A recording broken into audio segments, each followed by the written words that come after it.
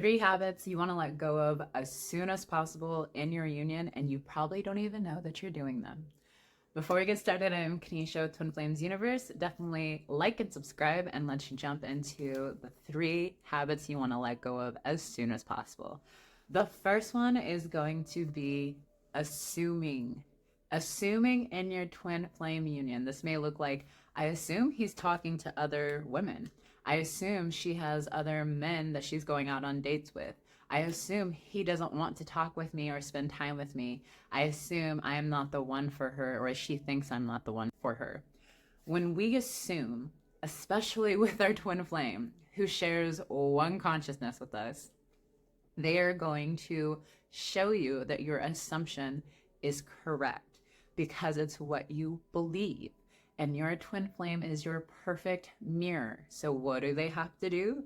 They have to mirror to you your beliefs so that you can start letting go of the beliefs that are out of alignment with love and really start loving yourself.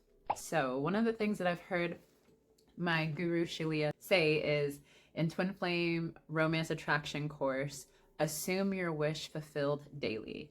So if you're going to assume something about your twin flame or about your union, let it be something good. Let it be great. I assume that they're unconditionally in love with me. I assume I am the one person who is on their mind all the time.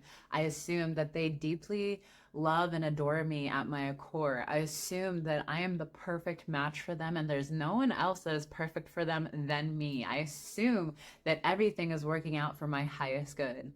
Where your energy goes, the energy flows. Where your attention goes, the energy flows. So if you're putting attention on assuming negative things, you will see that manifest in your reality because you're the co-creator of your reality. If you assume loving, beautiful, romantic things, you will see that manifest into your reality because you are a co-creator of your reality. So if you're going to make assumptions about your twin flame, make sure they are good assumptions, okay? The second thing you want to let go of in your twin flame union, this habit that may not be serving you, actually it's not serving you, this is why we want to let it go, is blaming.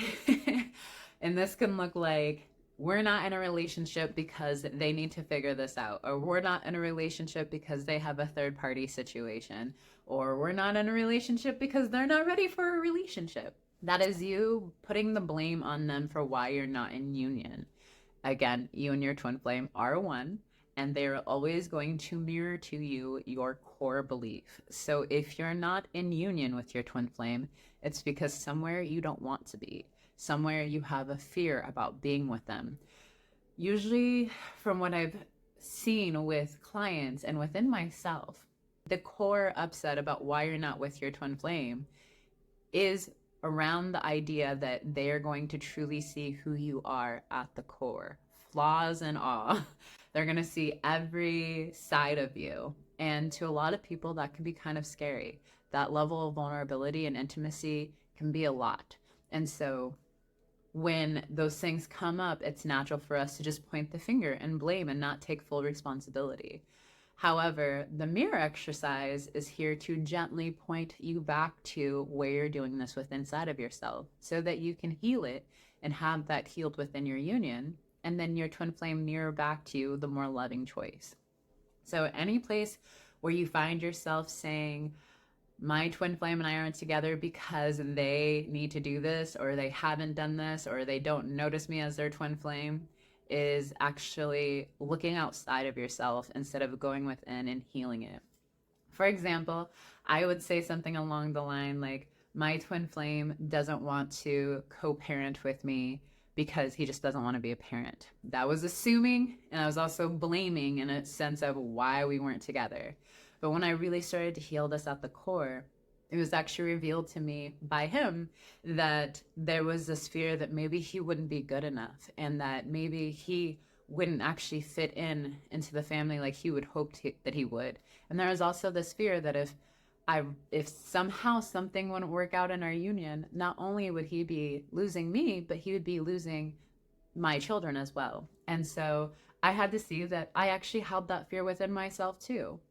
And by having healed through a lot of it within myself, and then the opportunity of a conversation coming up, we were actually able to get clear in those places together and recognize that we were actually just holding on to fear in those spaces and just choose love there instead. So you can heal anything within your union, but if you're blaming, then you will find that this is going to create a lot of delay and that illusion of separation.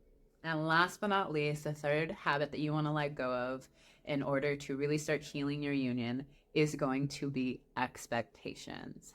Now, there is a fine line here. I'm not saying put down your expectations of being valued or respected or having high standards for yourself.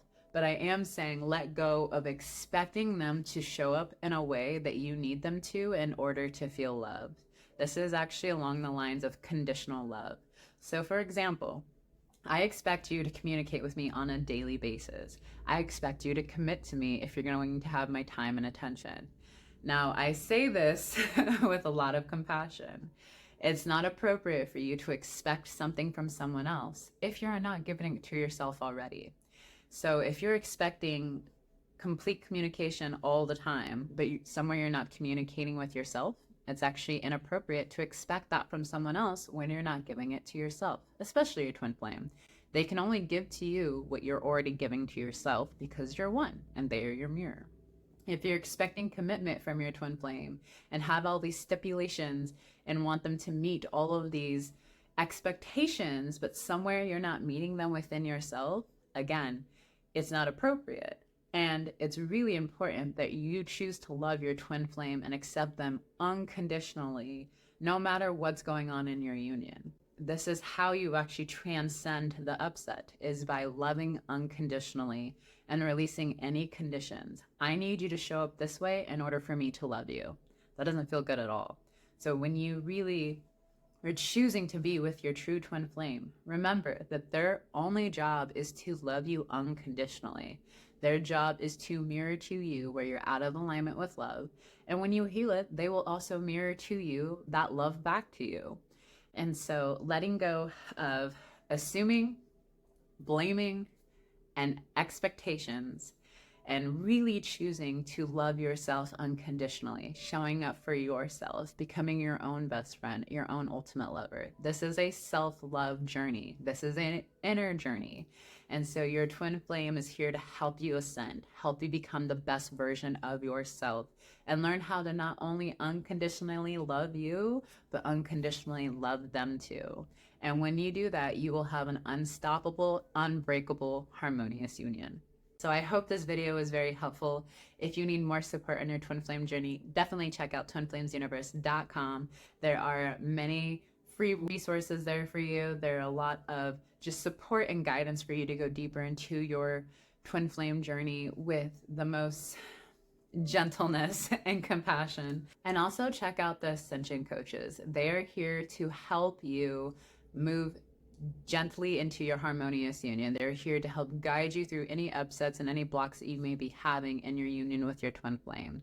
So I am Kanisha. Again, thank you for joining me. Don't forget to like and subscribe, and I will see you soon. Have a blessed day.